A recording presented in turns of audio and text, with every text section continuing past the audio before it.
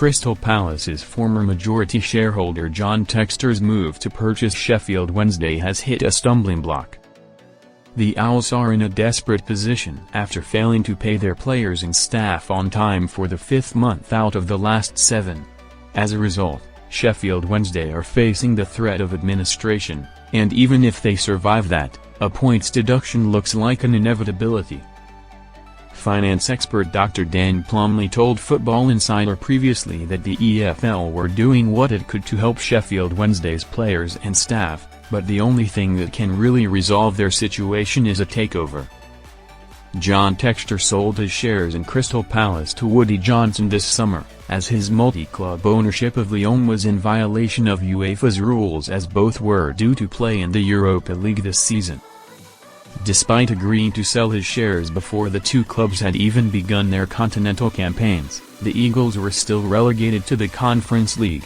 Textor has built his portfolio of clubs, which also includes stakes in Botafogo and Belgian side RWD Molenbeek, by swooping for teams in difficult situations and providing them with a sound financial footing.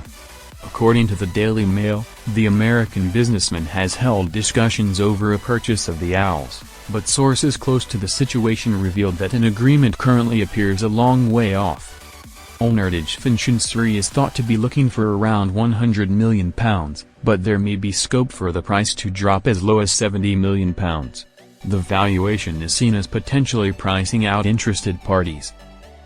New owners will inherit a side that sits 23rd in the championship and is in dire need of a squad overhaul, as well as there being a litany of debts that need dealing with and expensive refurbishments of Hillsborough on the horizon. English football regulator threat may have forced Dijven Shrewsbury to cave. So, what has finally forced the club's infamous owner to finally soften his stance on selling up?